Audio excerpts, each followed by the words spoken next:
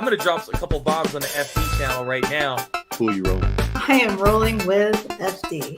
I'm rolling with FD. Let's do it. Let's go. We are rolling with FD. I'm rolling with FD.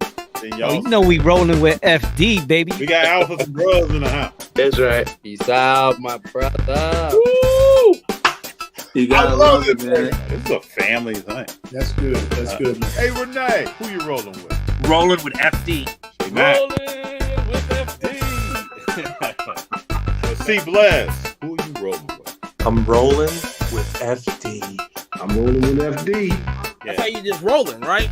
That's the whole thing, right? You roll with it. You gotta let me know who you rolling with. We're rolling with FD. You heard it first. I'm rolling with FD. I am rolling with FD. I'm not just a pretty face, baby. JD, we should both do it. No, I'm not doing that. What questions do you have for me? Right, Manny and Jeremy, who you rolling? We're rolling with FD. We don't want to get our asses kicked. You gotta let the people know who you rolling with. Man. Well, obviously I'm rolling with FD.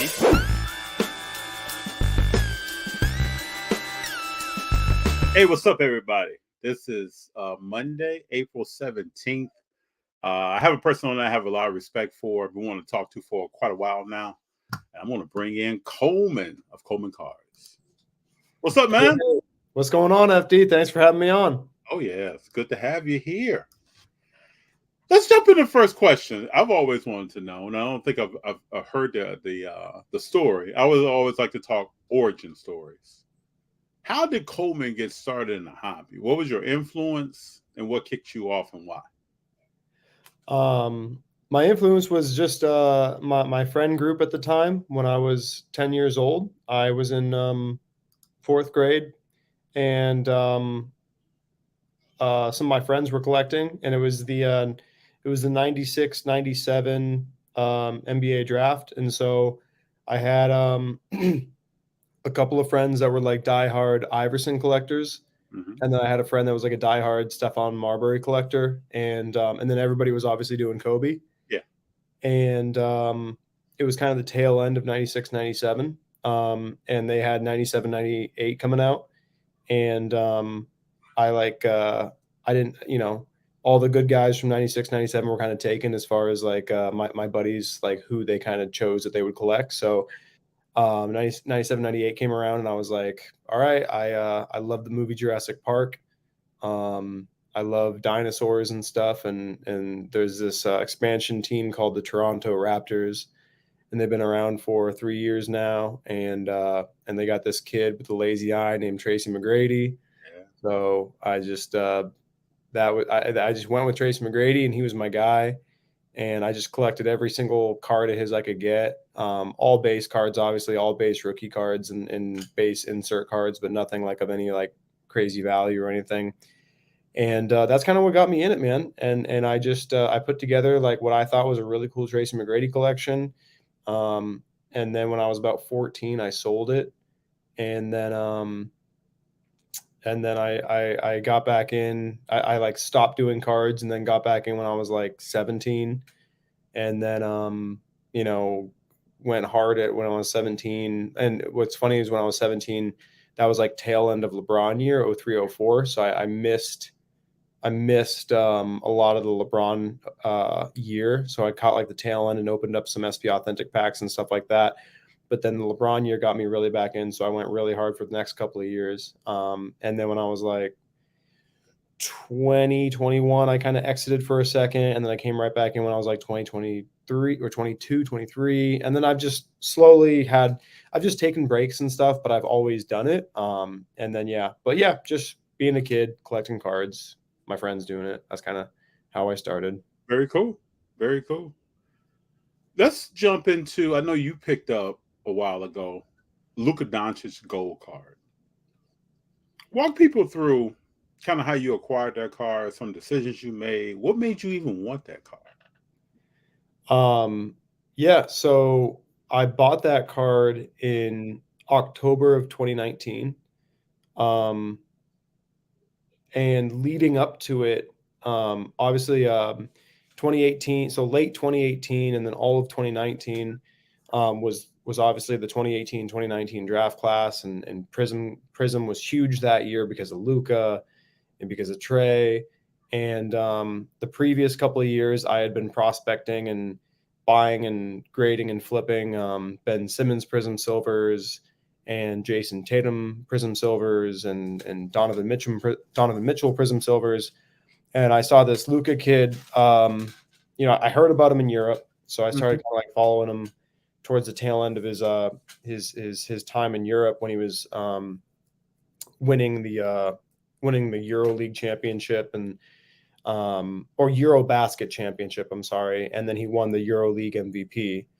And I thought the kid like seemed really good, and it coincided with my favorite team, the Phoenix Suns, getting the number 1 overall pick.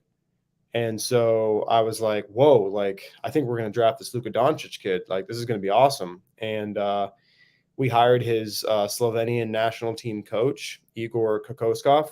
I think I might be butchering that, but we hired his coach, and it all just was looking like we were going to take him with the number 1 overall pick. And then we ended up going with Ayton because Robert Sarver is a U of A guy, and Ayton's from U of A. So I think they went with Ayton for that reason. I know that Ryan McDonough, I think, really wanted Luka, who was the GM at the time, but had to pass on him and stuff. And then sure enough, 5 games into the season, they fired Ryan McDonough.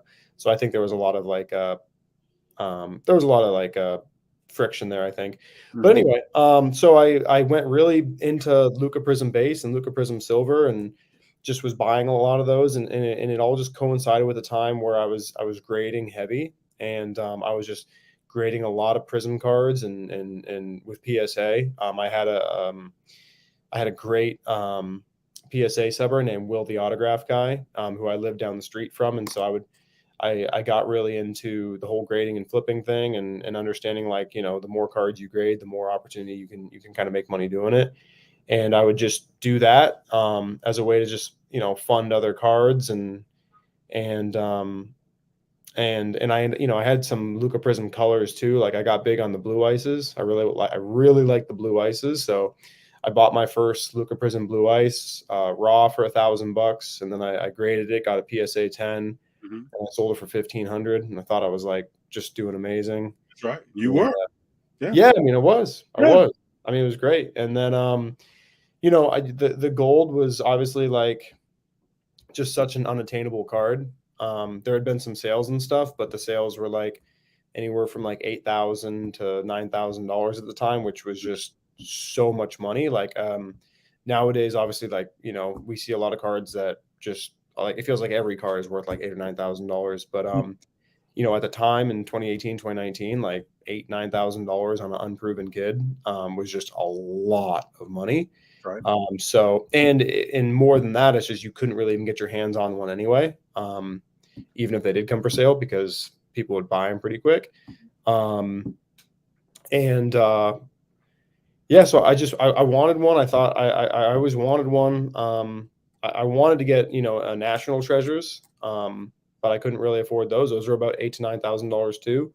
I almost had one at the 2019 National in Chicago in July. I almost had a nice National Treasures for about $8,000, but again, it was just a lot of money. I didn't get it, and I regret passing on that because like it went from like $8,000 to like $20,000 or $30,000 within the next like 6 months, which is unheard of.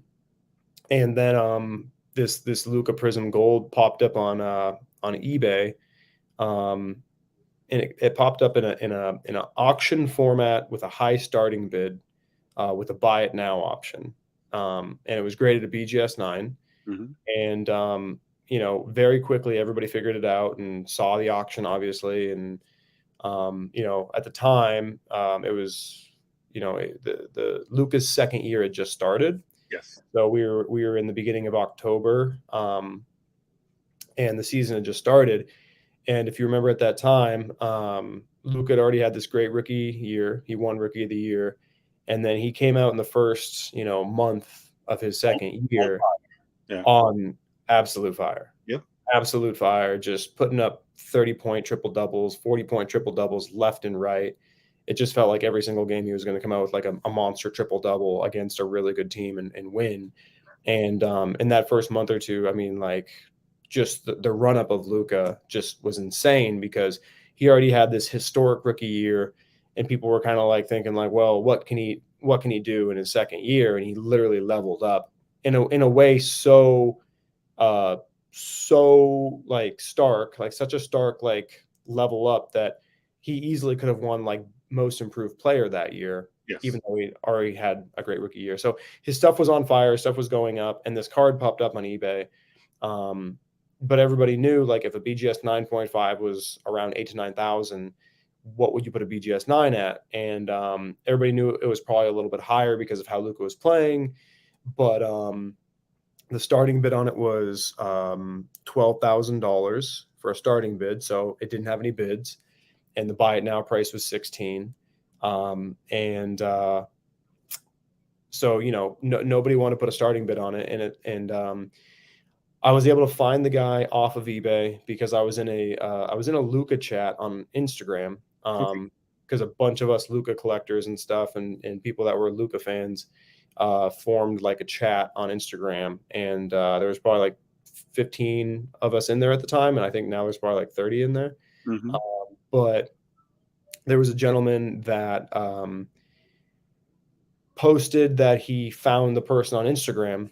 And so I saw that he found the person. And so I mentioned in the chat that I was trying to acquire it and stuff. And so I reached out to the person once he shared the contact information and got a dialogue going with them. And I pretty quickly offered them $10,000 for the card. I didn't have $10,000 at the time. I just made an offer and just figured if they accept it, I'll figure out a way to come up with it.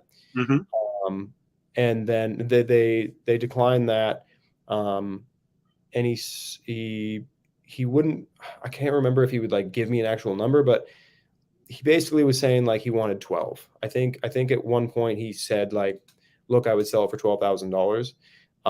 And so then I started asking some questions around people that were just smarter than me about like, should I be spending $12,000 on this card when everybody agrees it's probably worth like 9, maybe 10,000. And on top of it, the auction was kind of like dwindling down with that starting bid on it and stuff. And there was so many watchers and so many people going after it. And, you know, I talked to the guy and he said he'd received like over 30 or 40 messages on eBay. And I was just one of the guys that was able to get through to him to actually start a dialogue for it. So I knew that he had a lot of orbiters and he had a lot of people that were seeking the card. But clearly, obviously, nobody wanted to, you know, pony up and basically overpay for it. And so I asked one of my sports card mentors at the time what he thought. And he said, you know, that's a lot of money. I think 10,000 would be great, but I think 12,000, you're kind of crazy. And I don't think you should do it. And then I talked with someone who owned a Luka Prism Gold, whose whose opinion I always deeply value, and that's Chris HOJ. Yeah. Oh yeah. Yeah. Yep. Chris Hoge. Yeah. Yep. Chris Hoge.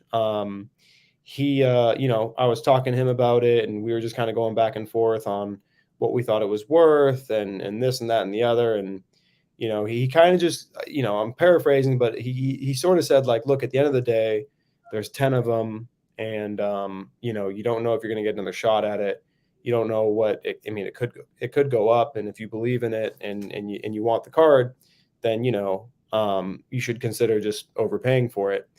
And then I asked him, and then he also said something like, and if you decide you're going to pass, I might take a pass at it to add a second one. And I mentioned something about like you know, do you think I should like overpay and buy it for 12? And he said, like, look, man, if it was up to me, the check would have already been cut. I mean, and you know, him talking to me about it and everything, it really gave me the confidence at the time to just say, you know what, screw it. Yeah. Let's just do it. I don't have the money, but I'll figure it out. And so I hit up the seller. I said, hey, look, 12, let's do it. Done. Got him to like, you know, agree to it.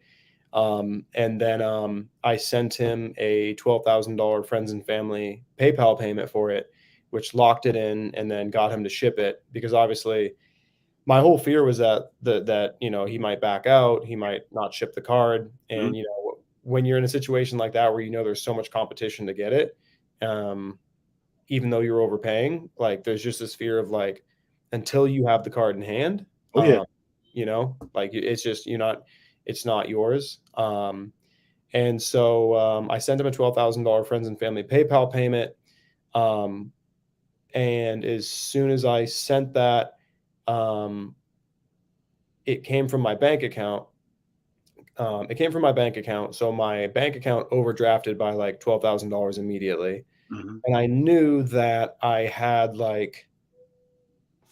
some time before they would try to do a charge, like Bank of America. I had some time before Bank of America would do a chargeback on it. Yeah.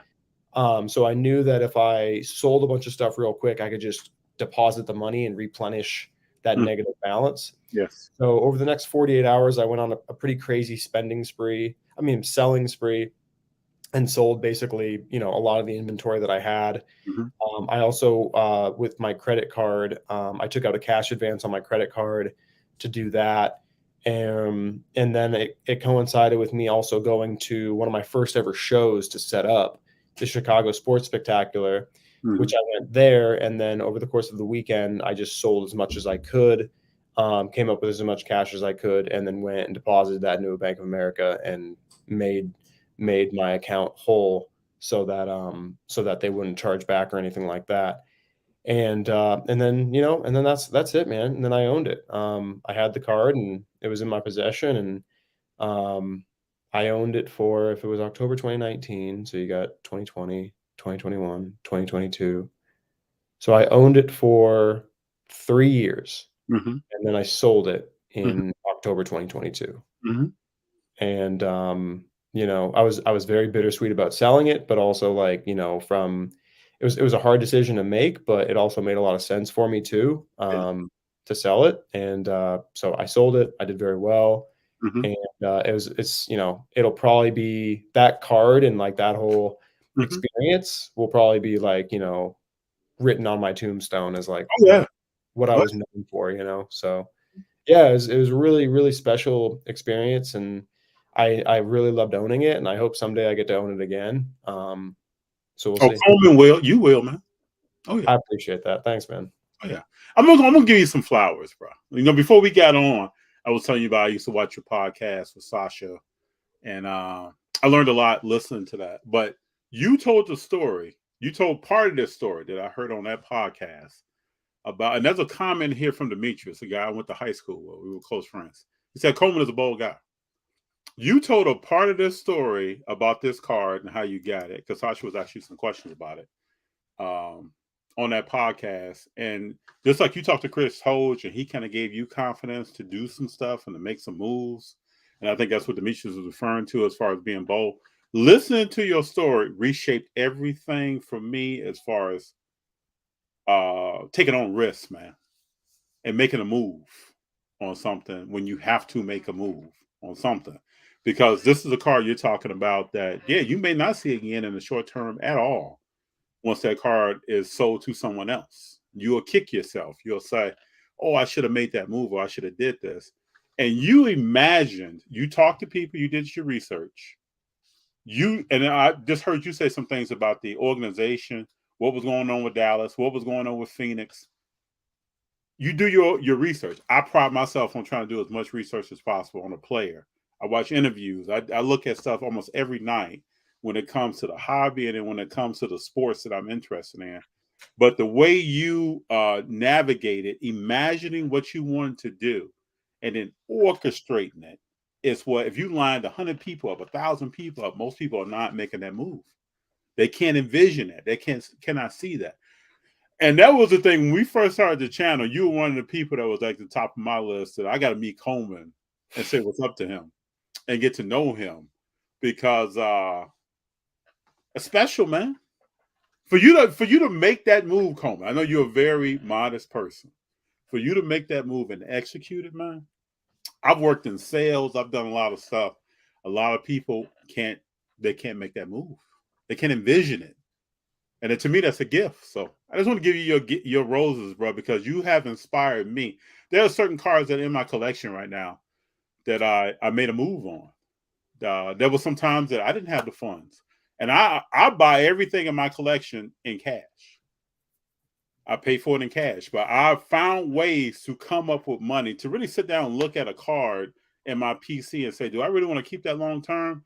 do some research on the yield a car has grown. What has it done over the last 2 years or so to make a decision on where I think that car is going compared to something else that I may want to acquire in my collection.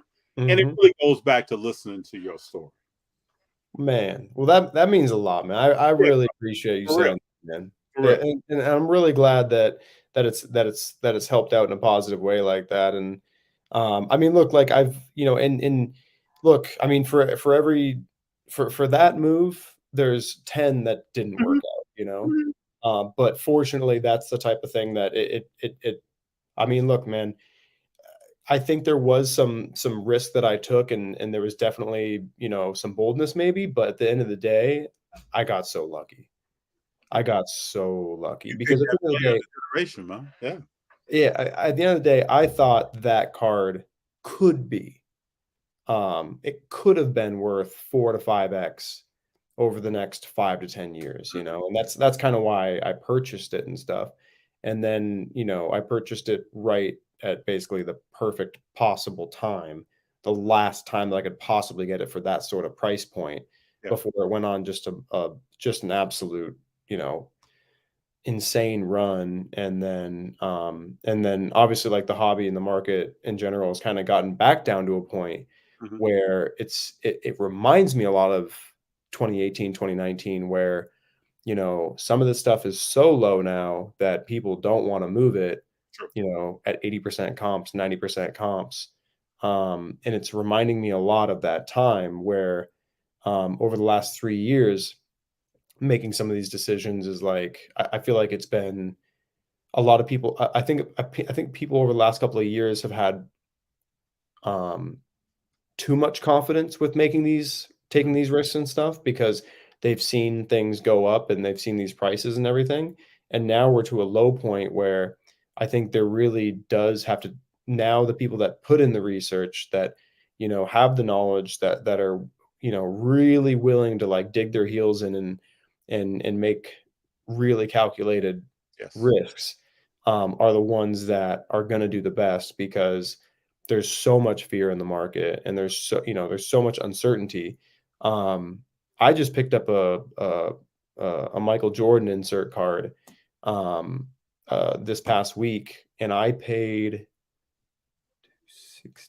20% over the last comp. Just because I felt like that comp was low. It's a fraction of what it sold for a year ago. And I'm not saying it's worth what it was a year ago. I'm just saying nobody is selling it for what it last sold for in November. Like, nobody's selling it. And I don't think it's worth that. I think it's worth more.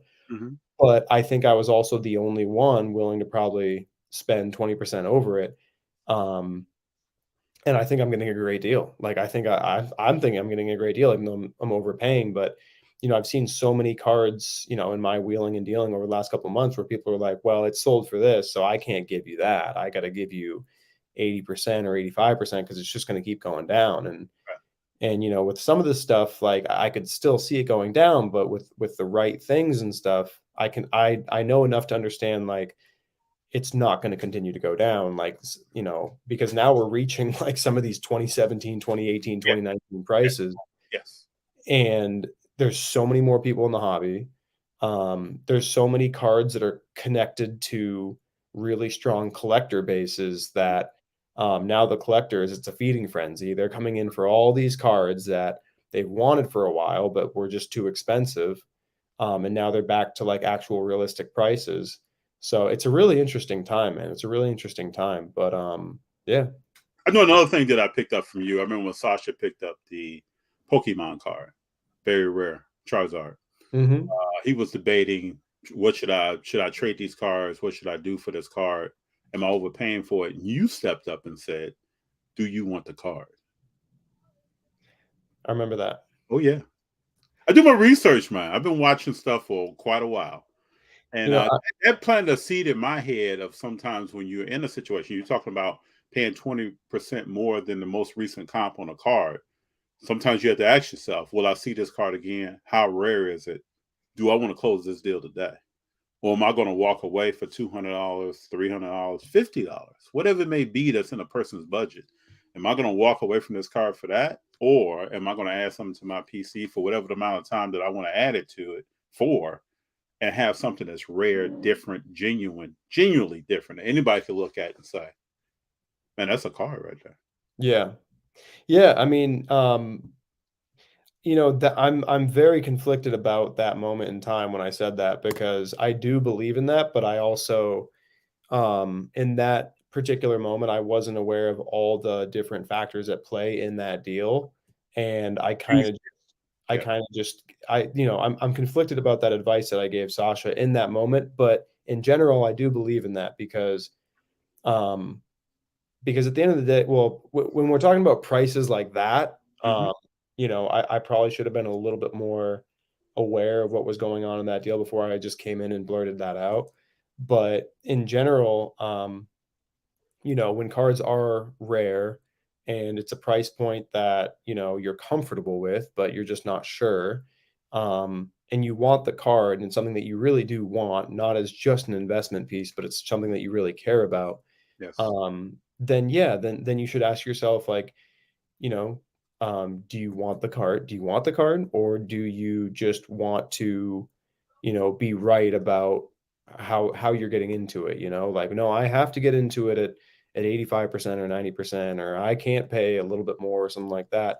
And I would never I would never, like, explicitly say, like, hey, you should overpay for all cards or anything like that. But I think I think the more you just practice in the hobby and figure out what you do like and what has meaning to you, the more you kind of understand when that principle comes into play of, like, hey, this is a moment right here. This is a card that I care about. It's significant to me. I'd love to own it. And this is a moment where if I overpay a little bit for it, I'm okay with that. Knowing that if another one does come out and it sells for less, I'm not going to care. That's right. Whereas if it's a card that you don't have, like, any significance to or any meaning assigned to it, when you see that comp come out on the next one and it's lower, you feel cheated. You feel like, like, oh, I made this investment, I'm wrong. And I've had that so much over the last 3 years, like, thinking that I'm getting a great deal on something, then just seeing the next comp 20% lower, 30% lower. Yes. But it's beaten to death, this saying, but, like, buying what you like is so important, because first and foremost, it is a hobby. It's built on, a collector base. There's a ton of investment characteristics and traits in it, which makes it so much fun that you can, like, collect something that has, like, real investment value. But at the end of the day, it is really based on collectors and everything like that. So, it's important to keep that in mind. And sometimes, like, it's tough, man. Like, you think you really want something, but you don't actually want it. You're blinded by the value of it or what you think it could be worth. But when you want something that is very desirable and very rare, for the reason that you think it could go up in value over time, but also because you care so much about owning that card because you would just love to own it, like, as just a card, not just because of the investment. When you can kind of, like, meld those two things, it creates a great transaction, because it takes some of the pressure and the expectation away from the investment side of it, which can really muddy up, the fun of it. And at the end of the day, like, this hobby is so much fun.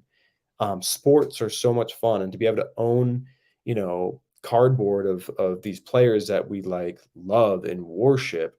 And I mean, we get to, like, literally own, these little pieces of art that just trace their passage, like, through their careers, and it's really, really cool. And I think that's something that's been lost over the last couple of years with all the dollar signs and stuff, is just the respect of the hobby, and just, the respect of, like, this is a hobby that people really care about.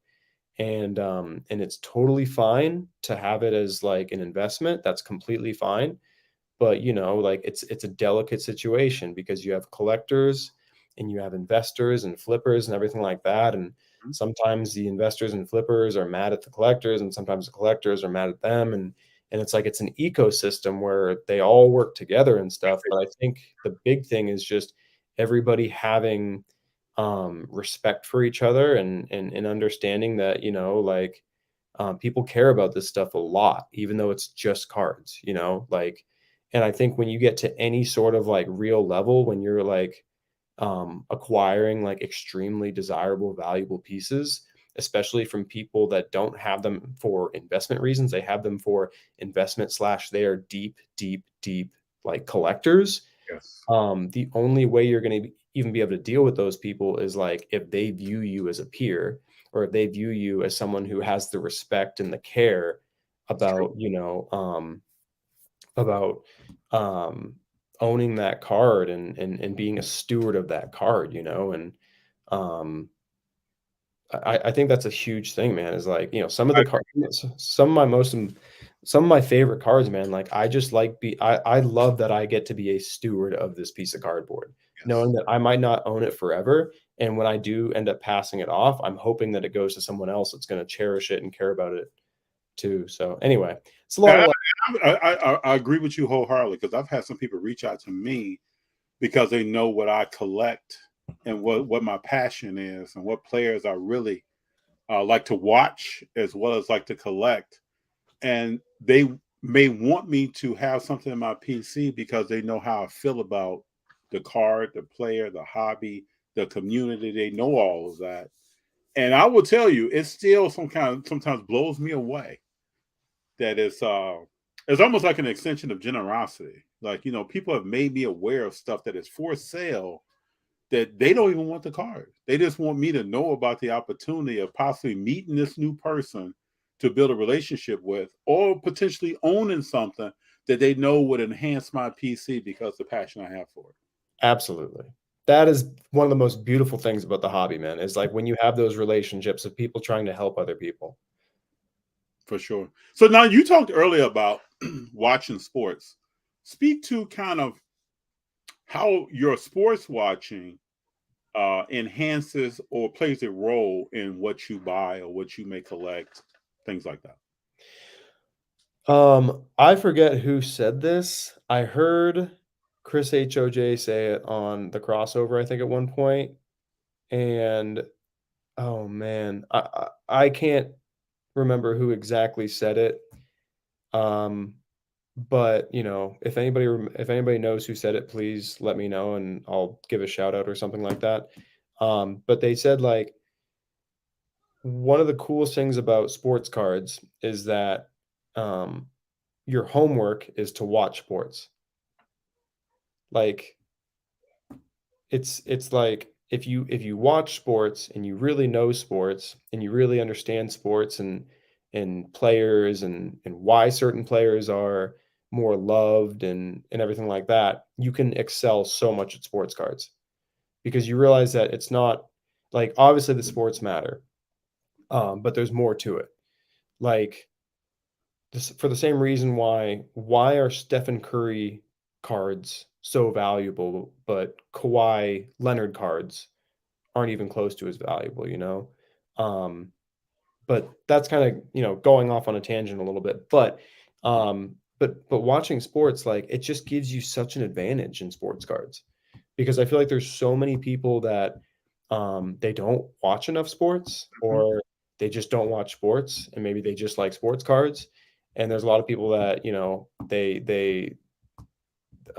they're just kind of blinded by like, the FOMO of owning sports cards. And so, when a guy has like a big game, that's when they go and buy the card. But the people that watch the sports, well, they saw that guy developing. They saw that guy having, the good games here and there, and they saw all the talent brimming. And then all of a sudden, boom, of course, the guy has this monster game, and they'd already been picking up cards of him, and now they own all these cards of him, and now the cards double in price because he has like this crazy performance or something. And so obviously for prospecting reasons, like watching sports is like it's like a cheat code because you can literally see these guys coming up and you can see the talent and you can really capitalize on it because it's all about anticipating, where the attention's going to go. And if you can, see some of these younger guys, developing and everything, and you can see like that guy has all the tools, like he's just a year away, you know. I mean, there's a guy in the Warriors, man, like that Kaminga guy. Like I don't.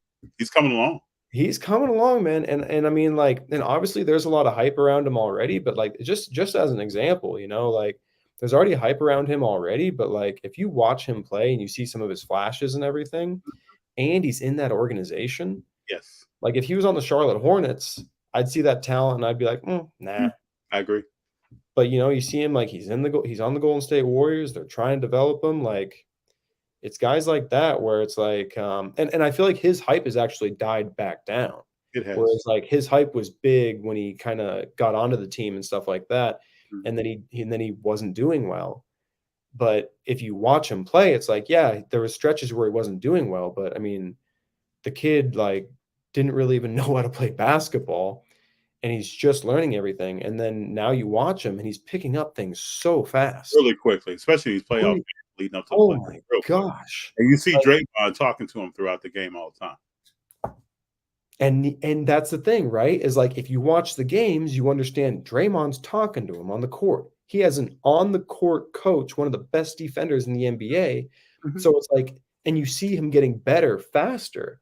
And so like, like perfect example. If you watch sports and you pick up some Kaminga cards, I mean, I'm not saying like he's a great investment. I don't know, but you watch that and you see that, and all of a sudden year 3 comes around, year 4 comes around, and the guy is like, just an incredible talent because he's developed into this star player, and everyone just goes like, oh man, like nobody even saw it coming. And it's like, no, somebody saw it coming, Yeah. So it's just such an advantage, Yeah. I know for me personally, the research is the fun part. And part of the research is looking at stats, data, looking at trends, looking at car prices, but also just kicking back and really watching a game and getting into the nuances of what's happening on this court and why is it happening. Why are certain players getting more playing time than other players? Why did Cam Thomas break out? And then when Mikal Bridges came in, he went back to the bench. And if you can understand that, then you can start projecting future success or court time. There are things that build up. Court time is a big thing. And how do you gain court time in that system? Every system, you get on the court, on the field in football for different reasons. If you understand the coach, the philosophy of the organization, then you know why this player is on the court here, but maybe not on the court there if they got traded or some other player got traded in. In Cam Thomas' situation, he doesn't play defense.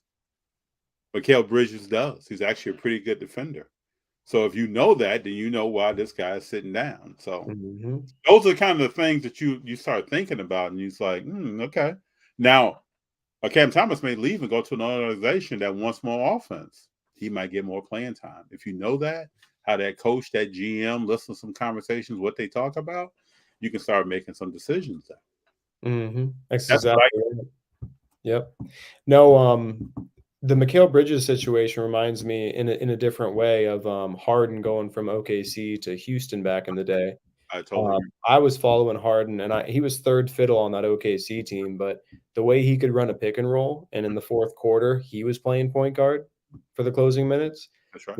I watched him his first couple of years, and I was like, this guy is so good, and I just stocked up on his stuff. As soon as he got traded to Houston, came out and had 37, 11, and 8 in his first game, and then just went on a crazy run. His stuff doubled overnight, And it was, he was coming off the bench with OKC.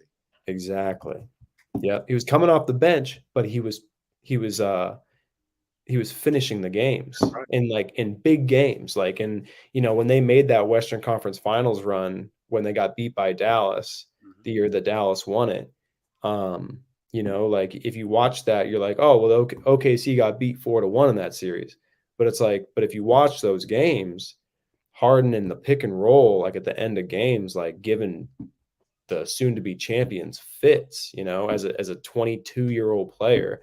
And then just know, if he had his own team, oh my gosh, he's going to be an offensive juggernaut.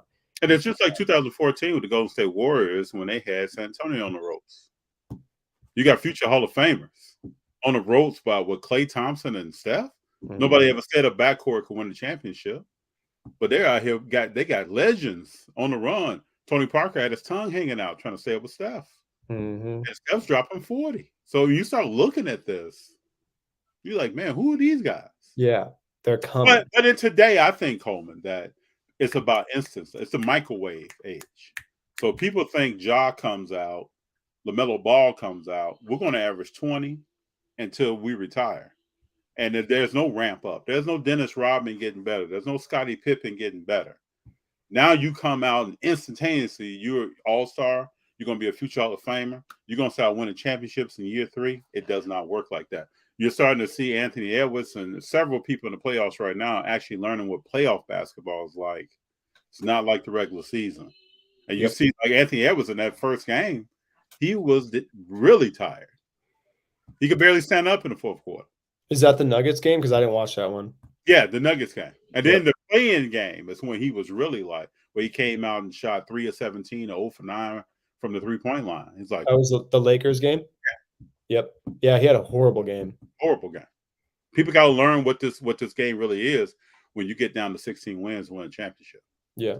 And I mean, to his defense, he's 20, 21? That's right. So he's learning. Exactly. But you saw him come out again in game 1. At least he led the team in scoring. He shot a pretty decent percentage from the field. Yeah. And you see guys learning. Yeah. And then you hear all the, Anthony Edwards just isn't the guy. And it's like, well, no, he's 20 years old. He's learning. And when he's going to be, I mean, if he keeps learning and he's got a good work ethic, when he's 24, 25, he's going to be a big problem. You know? And I mean, the Warriors is a great example, man. When you got little baby Steph out there, just giving the Spurs maybe props. 180 pounds Steph. Yeah, just giving people problems. Now he's on the court. He's in his 30s and he's running people to death. Like people can't stay up with this guy. Oh, he's gonna play. He's gonna play forever. He's gonna play forever, man. I was watching Davidson highlights of Curry in the he made it to the Elite Eight, I think, when he was in the tournament. Because that year, I'm not a big college basketball guy. I never watched the games, and so I was like, I'm just gonna watch this YouTube video on Curry in the his Final Four season before he got drafted. I mean, not Final Four, his Elite Eight season before he got drafted. And you just like, if you watch all those games, you're just like, how is this kid doing this? That's right. And the team around him is nothing. And he's so good. And I asked myself at the time, I was like, why is this guy at Davidson? So I started doing research to find out why is he at Davidson. You understand his story. First year, no one wanted him. Second year, 5 schools are coming for him. He said, I'm going to stay with the people that believed in me. When I started hearing that, Coleman, when I started hearing that's how a player is getting down. That's how and then his father's Dale. So, his father's in his ear, talking to him, giving him advice. That attaches me. When I see your decision making a certain way, and then you back it up with a work ethic. Oh my gosh. And I've never given Curry the credit because I was such a big Harden believer in that draft. And then watching, because I went to ASU too. So I was a big Harden guy because he went to ASU. And, Curry came out and his cards were going for twice what Harden's were. And I was like, he's a role player, man. He's just a good shooter. That's all he's ever going to be. Because I had it made up in my head because I wasn't watching him. Yeah. I just had an idea of Curry. I understand why. Yeah. And he was a trendsetter. So he's going to start doing stuff early in his career that we really have not seen. When you talk about backcourts, you're going to go back to Dumars and Thomas. And that's all we have in NBA history who has won from the backcourt. So you start comparing it to him, and you're like, I don't know. He's still a small guy. He's going to be a role player. He's going to shoot, probably be a spot-up shooter, and that's about it. Then you start seeing a little bit more. It gets past these ankle injuries. You start seeing a little bit more. Then you start seeing the leadership on the team. And there's so many things that go into it, right? Like it's like he can have all that, but then it's also They got Draymond in the second round. They got Klay Thompson the year right after. Mhm. They got those pieces. They had the Andre Iguodala veterans. They had the Sean Livingston coming off a bad knee injury, and now he's doing better. They had, and then Kerr obviously, and the organization. And then I remember a quote from Curry talking about his first contract, which wasn't a big one.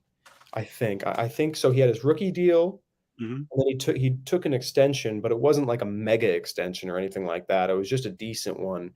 Whereas like some of the other guys in that draft, like Blake Griffin, and I think Harden might even got a pretty big deal, and maybe Tyreek Evans or something like that. They were getting these way bigger extensions. And I remember, people were asking Curry, how do you feel about this? That you're not getting a bigger deal than them and stuff like that.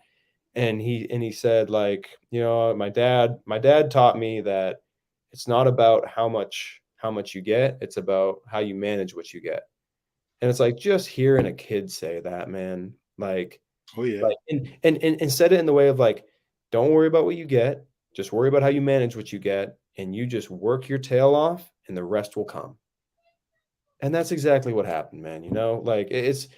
It's just so many things lined up perfectly for Curry, but he was also such a great person, great player, great leader. Mhm. And he had the fortunate circumstances as the team and the organization and everything like that. And that's how a GOAT's created, I mean, you look at any of these guys like Brady and stuff, like so many things have had to go right in Brady's career for him to have the career that he's had and stuff. And Absolutely right. Curry's no different, man. Curry's no different. Which, by the way, are you watching the game after this? Oh yeah. Oh yeah. Coleman, I'm ready for this. I'm hyped. Hell yeah. I got some predictions. I think this is going to be a very interesting game. I mean, dude, when you play against greatness, they're going to find out if everybody who performed a certain way in the first game, Lau, Monk, even Fox, can't do it again. Everybody's going to be challenged tonight in different ways. The way they reacted after that win, the Kings, it was like the son who beat their dad for the first time in basketball, And I'm just saying, man, dad's dad for a reason. And I saw certain looks at the podium after the game.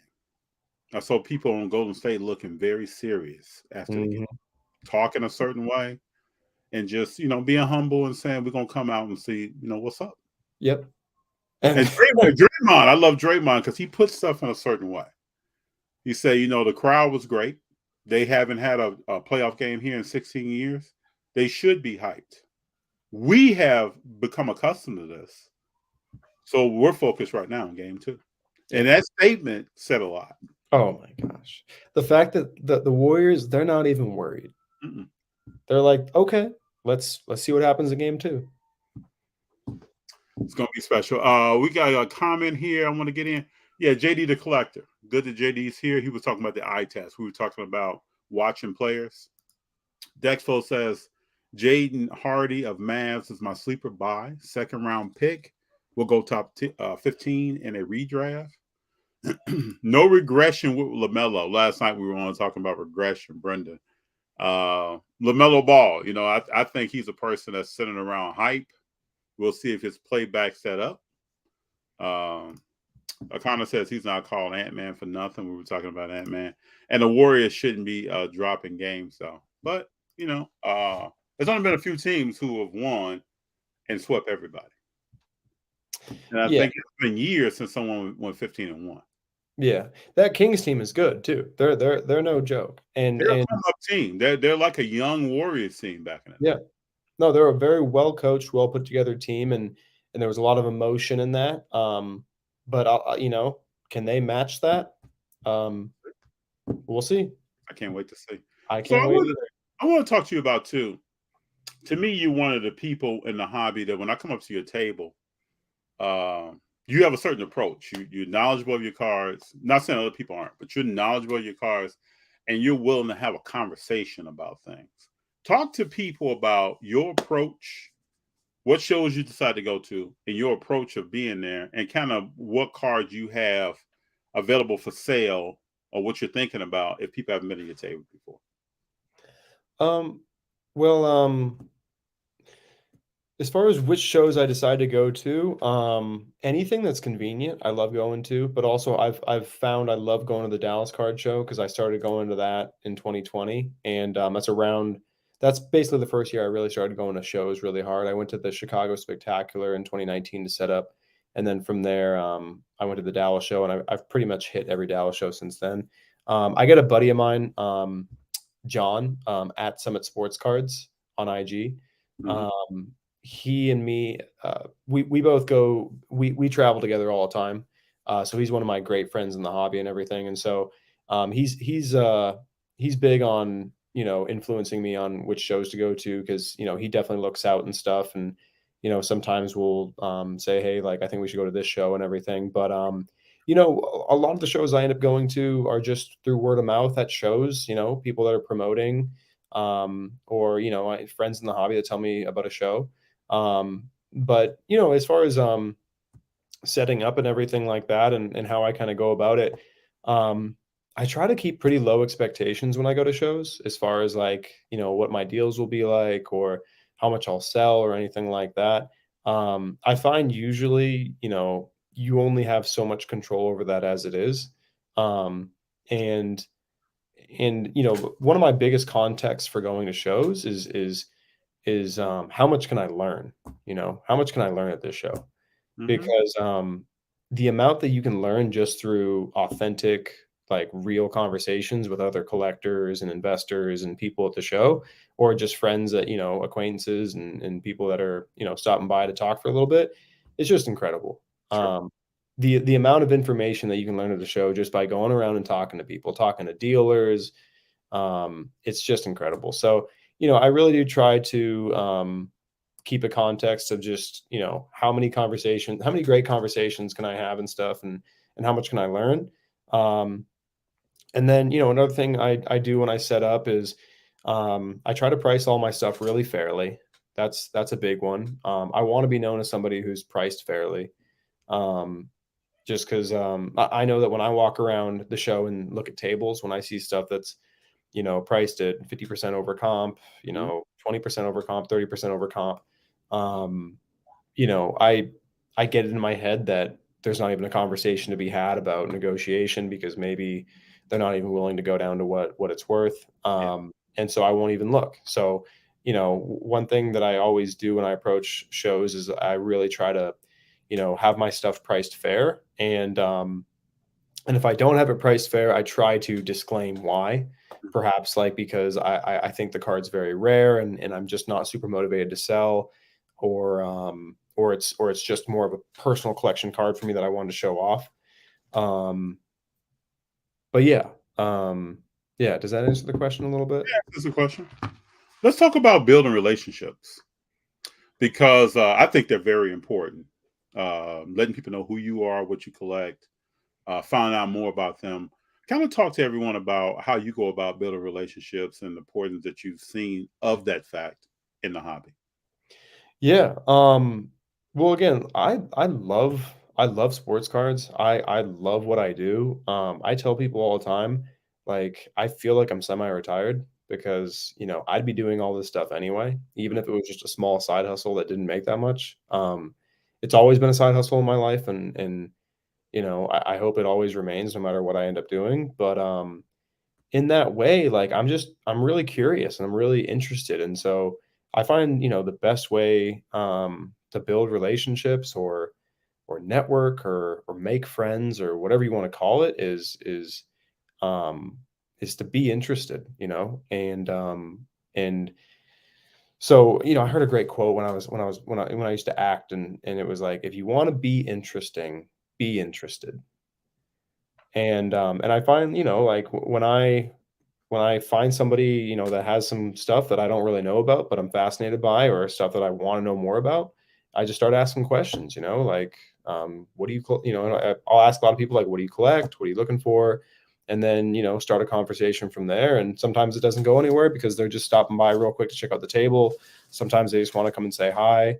But, I try to just stay super open and present, as much as I can. It can be hard sometimes because maybe there's multiple conversations going on or multiple people at the table. But I find when you kind of just go with the flow and see where it goes, you always end up in some really cool conversations and just that duration of being around people having not intense conversations, but definitely like deeper, more authentic conversations. I think those are kind of just a couple of the building blocks of relationships, how frequent are you around them? How intense or authentic are the conversations? Those are a couple of things that just I think naturally build relationships. And so, without trying to build a relationship, I think they just naturally form that way, and then they become really authentic relationships. And there's nothing better than that, and then when people know you on that level and everything, they want to help you. They especially because you probably want to help them, and so they want to help you. And yeah, so I mean, I think that's probably like how I try to approach that and everything. Because obviously, like there's something kind of like it feels kind of like cringy if you're like, oh, I'm going to a networking event or something like that. But when you kind of just frame it as like, I'm just gonna like be super curious and interested and try to make friends and maybe just ask questions, and if I can help anybody or give any information, it always just ends up going into a good spot. But that being said, like I think you can go to a show and also be like, hey, there are certain people here that I want to try to establish a connection with and start a relationship with. I find I don't really do that as much just because it feels weird for me, and I might not be as good at it, I guess. So yeah, I kind of just go with the flow, and from that, I I'm lucky enough to where I feel like I end up talking to really good people and really authentic people, and just form good relationships that way. You said something earlier, just to learn more about you that I did not know. You talked about acting. Tell me a little something about that, because I did not know that about your background. Yeah, so I've been collecting my whole life and everything, but I've always been interested in acting, and I went to Arizona State University. I studied film and media studies, and outside of school, I was acting in the Arizona film industry out there, but I also was working for a production company called Running Wild Films, and it was like a three-man crew, and we made so many short films, and we made some feature films, and we filmed music videos and all this different kind of stuff. And I always wanted to move out to LA to pursue acting and just kind of give it a crack. And so yeah, I went super hard with the Arizona film industry and studying film and acting out in Arizona from when I was like 20 to like 25. And then when I was 27, I moved out to LA, got a job waiting tables, got an agent, went to acting class, really just put in a lot of work from like 2015 to like 2018, 2019. And, it was about a 4-year journey of, just having a lot of fun, just grinding with acting, going to tons of auditions. I got to do a lot of cool commercials. I got a lot of traction in the commercial world, which was really cool. So that was cool. Every time I got a commercial paycheck, I just dropped it on sports cards because I was, I always just thought it was a great way to spend my money, especially because it was, kind of funding another side hustle. And then I went, so 2018 was a year that I did a lot of studying with some acting coaches here in LA while I was like getting commercials and doing some theater. And then I went and studied Shakespeare in London over summer in 2018, had a blast doing it. And then I remember coming back in the fall and I just felt super burnt out from acting. And I could kind of just feel like I was getting more and more involved with sports cards. And so I started to just lean more into that, even though I was doing that more as a side hustle at the time. And my acting kind of went from like 70% of my time, my sports card maybe being 20-30% of my time, to kind of flipping. And in 2019, I was just doing like a couple commercials here and there and still auditioning, but wasn't really putting a lot of like attention and focus into it. And the sports cards were kind of trying to take over.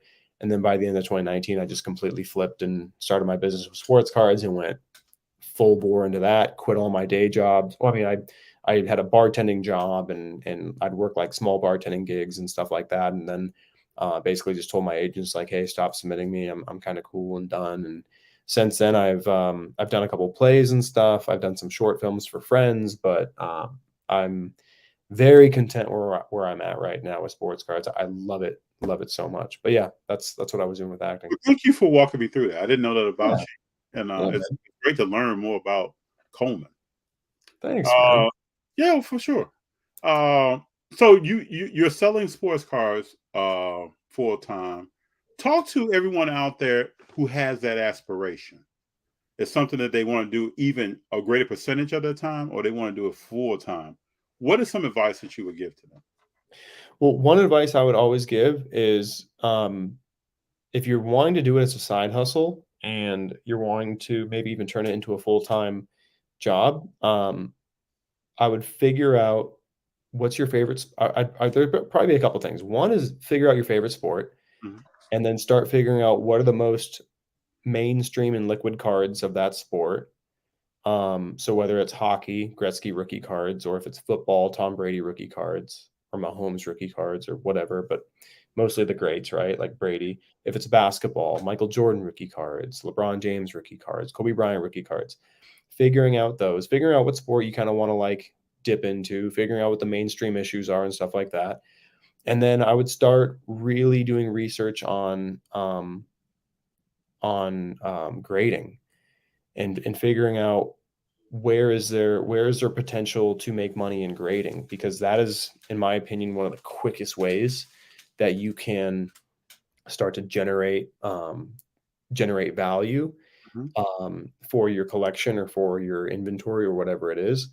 And it's harder these days, but the prices have gone down on grading. And so therefore there is a lot more opportunity now with these low price points. But we're back into a time like 2017, like 2018, where, it's not like you can grade every single card. Whereas back in 2020, 2021, you open a pack of cards, you can grade every single card in there, and you'll probably make money off of most of it. We're back to a time now where it has to be a card that there is some desire for. The easiest way is going to be grading the new cards fresh out of the packs, because you're going to have the best shot, because those are, they haven't been looked over yet and everything. And so you have opportunity there. But, I'm lucky enough to where I specialize in a lot of like late 1990s Michael Jordan insert cards. And a lot of those have been graded, but there's a lot of opportunity in finding ones that maybe have been graded, but they were undergraded, and cracking those out and sending them to a different company, or finding them raw in collections and then grading those. Because with some of those cards, like just getting a PSA 9 on them could double the value, could triple the value in some cases. So I would definitely tell people like to look into grading and try to start understanding the markets on certain cards, and try to find cards that are worth grading, but also be very careful, because you can easily fall in love with a card that you think is gradable without looking it over properly. Like, yep, if you find it on eBay or something like that. But I have a couple of tips I wouldn't mind giving for people finding raw cards on eBay in order to grade. A couple things I always tell people is, if someone has a raw card on eBay and it looks really clean, first off, check their other listings, see what else they have. If they're selling only raw cards, that means there's a good chance that they don't grade their cards. Therefore, there's a better chance that their cards are actually clean and gradable cards. If they have one raw card that you're looking at and you look at their other listings and they're all in slabs, all graded, that raw card probably isn't a good card to grade. There's probably something wrong with it. I'd also recommend messaging the people and just asking, hey, would you mind telling me if you think this card is gradable? Often people will actually take the time and message back and say, hey, look, I don't grade any cards. I've had this card for a while. It looks really clean. I'm not really sure. I don't feel like grading it. And sometimes they might be, they might not be truthful. So you got to be aware of that. But sometimes they are. And so that can be an easy way too. And then also checking their feedback. If you check their feedback and just look through it like they're selling feedback, not their buying feedback, but they're selling feedback, and you have a lot of buyers that they've sold to saying, hey, card was in great condition, fantastic, thank you so much.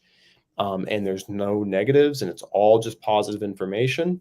That can be something too. Because I know a lot of people don't have the ability to go to shows, so they're only buying for graded or for raw cards would be on eBay or something like that. So I think there are qualifiers to look for when you're looking at raw cards on eBay. There's quick little tricks that you can look for that can give you better information to know if this card that you're potentially trying to buy to grade is in gradable condition. So I'd always tell people about grading. And then, going to shows is a great way to try to make money too, because you can go to shows and buy, and you can find people that are motivated to sell at shows, and you can find people that are motivated to sell at shows. They're probably going to give you plenty of room on their cards, and you might be able to buy it for 80 cents and then sell it for 90 cents. And then, just practice making small margins and everything, just so you can start experiencing what it's like to make a profit on a card and everything. But yeah, that's all great advice, Coleman. Yeah. All great advice. So when I say GOAT, NBA all-time GOAT, who's your player and why? I think is key. Yeah. It's so my NBA GOAT, and I say that as in who I think the NBA GOAT is, because there is no NBA GOAT. It's only who you think is the NBA GOAT. That's right. I think the NBA GOAT, for my favorite sport, the NBA, is Michael Jordan. I don't really think it's even close. I do have tons of respect for guys like Wilt Chamberlain and Bill Russell and Kareem Abdul-Jabbar, and even LeBron James. I have tons of respect for these players, but for me, I grew up. I was a child when Michael Jordan was on his his 6th championship run in 8 years, and I came into the hobby in 97, 98. 96, 97, but I came really hard into it in 97, 98 when I was 10 years old, and he was getting his last championship. Space Jam was coming out. I just have so much love for that era. But also too, I watched The Last Dance, and I understand that it's, obviously it shows him in a certain light to make him look a little bit better maybe, but also I just if you're giving me Michael Jordan over any other player in a finals, I'm taking Michael Jordan, because I just think that dude is wired to figure out a way to win. And I think it comes from his upbringing.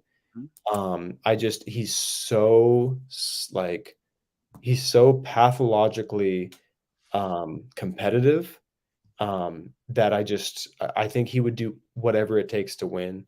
And I think that's not the only thing that makes him the GOAT, but I just think he really is like this model of perfection in so many ways.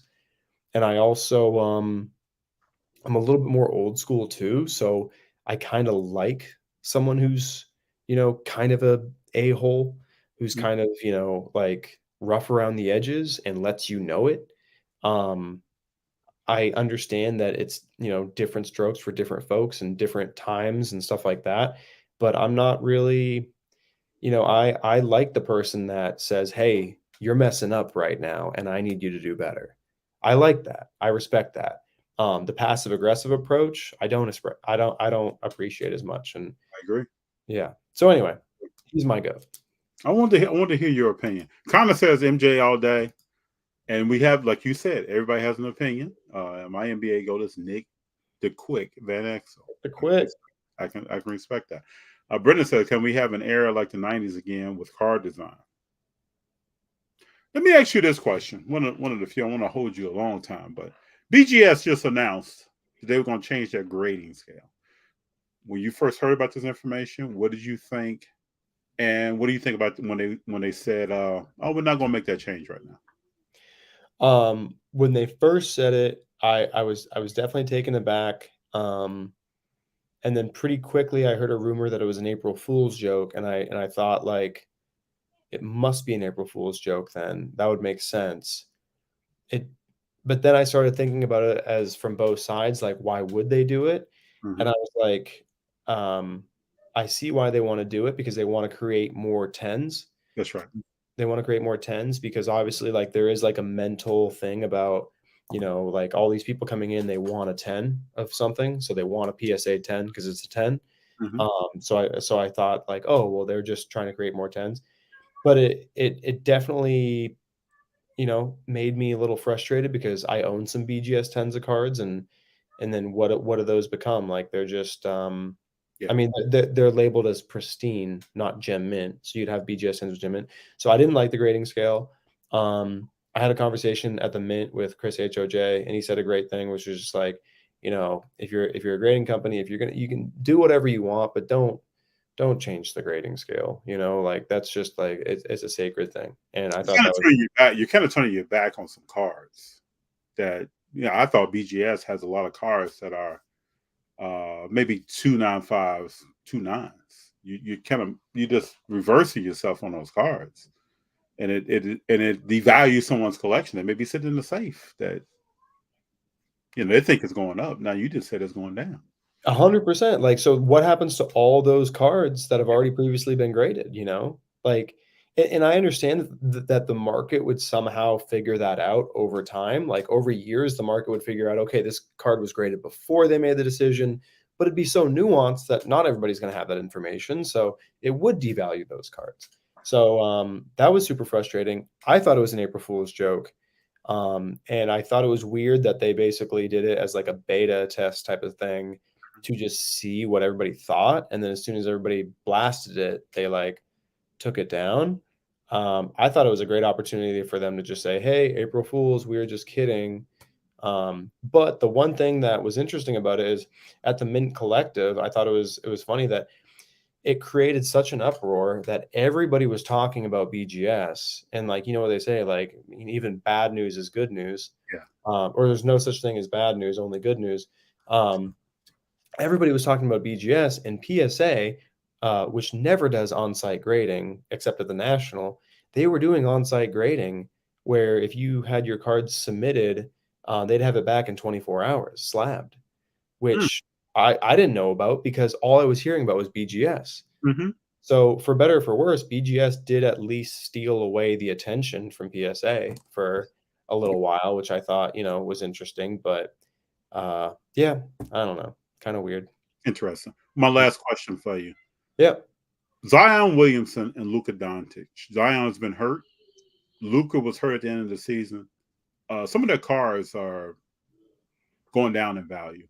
Mm-hmm. How do you think their performances or their injuries may be affecting the basketball card market overall? Oh, how is their performance or injuries affecting the basketball card market as a whole? Yes, as a whole. Because those two players have some high value cards. Absolutely, and have propped up a lot of the younger. Yes. For younger players. I'm not sure how much I would say that it affects the whole market. Because I think there's just still so many other guys, but I think it does make people question, like, well, if these two young guys are having a rough go of it, then like who is next? Like who is the next guy that's gonna take the torch? And I mean, I think you still got Giannis and Curry, but those guys are they're farther along in their careers. So it's like, who is the guy? Is it Ja? Is it Tatum? Is it Luka? Is it Zion? And yeah, it's interesting. I'm not exactly sure how I feel about it affecting the market as a whole, but I will say, if I had a big position in Zion Williamson cards right now, I'd be probably about as terrified as I possibly could. But that being said, if you really do believe in Zion and you really do believe that it could just be the situation like Joel Embiid, where he just didn't play for a couple of years because he had the same foot injury, I think. Or no, he had a foot injury or whatnot. This was a hamstring for Zion. That's right. If you believe that like they really are just protecting their investment or their asset with Zion and that he's going to come out next year and just ball out, because that Pelicans team with Zion playing was really good. It was crazy. Yeah. So if you do believe in that, I'm sure there's going to be opportunity to pick up some cards like for cheap on Zion. But I'd be very cautiously optimistic if I was doing that. Yeah, that one's tough. Zion's really tough. I'm not really sure how I feel about that one. Luka, I'm like not worried about Luka. I just think if anything, it's created like a decent time to maybe pick up some of his stuff. Like if I feel like it's gotten cheap enough, and I actually have purchased a couple of big Luka cards since they've been eliminated. Mhm. But it's still kind of risky. But I just think sometimes like when a really really great player that has a track record like Luka, when everyone's down on him for a reason because they think, well, the Mavericks can never be good again because their team is gutted. They don't have any draft picks really, or they don't have any assets, and there's no real clear road for them to get good again. I just think, once you get down to a certain point, it like the odds are that it can only get better in a way. Mhm. So and plus you're dealing with like an all-time talent with Luka who has the track record of being really good. That being said, like his whining and complaining kind of like, He has bothers amped that up. me.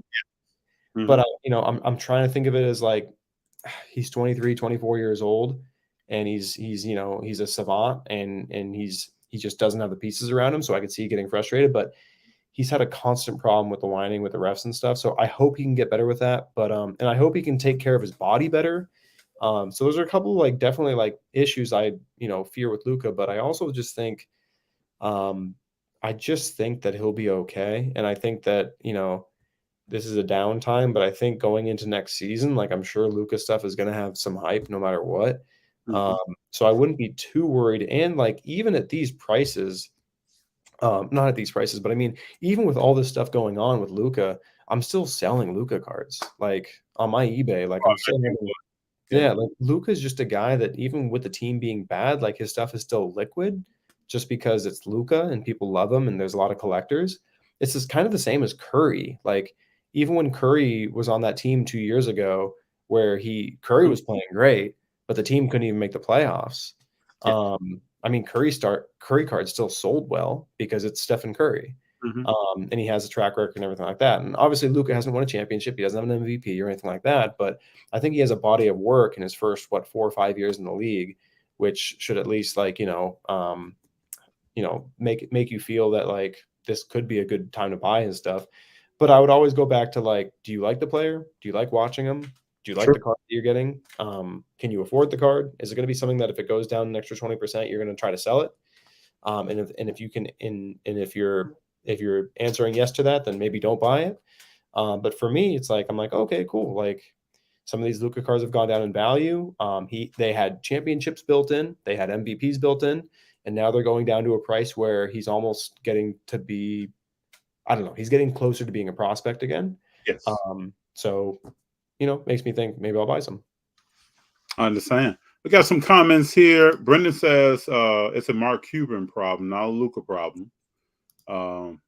Big Daddy Cool says FD huge sports card show in Toronto, Canada this week, starting Thursday. Are you coming? I will not be there. Coleman, have you been to this show? I've never been to the Toronto Expo. I am going though. I will leave on Thursday and get in for the preview night. Yeah. Very cool. Sir, I really appreciate you being here. You're a person I want to talk to for quite a while. Thank you so much. A lot in the hobby, man. FD, I really appreciate it, man. You show nothing but love, man, every time I see you, and I get so much respect for you, man. I really appreciate you having me on, man. I haven't done one of these in a while, and I'm so happy that I could jump on yours finally. So thank you so much for having me, man. Now, we got to get you in the intro before you get up out of here. Oh, absolutely. Oh, man, that intro was incredible, by the way. That made me feel like, wow, I am on a big-time show right now, seeing all those heavy hitters you've had on. Thank you.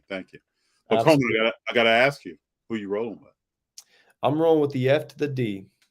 Brother, I appreciate you, man. I look forward to seeing you soon. We'll come by. I know I'll be at the National, and I'll see you there. And my goal is to bring Junior because he's never been to anything to that magnitude of that size. And I got many people I want him to meet, but we'll definitely come by your table, bro. Fantastic, man. I can't wait to see you there. Safe travels, okay? All right, brother. You have a good one, man. And you have safe travels to Toronto. All right. Thanks, man. Enjoy the game tonight. All right, brother. See you soon. All right. Bye-bye.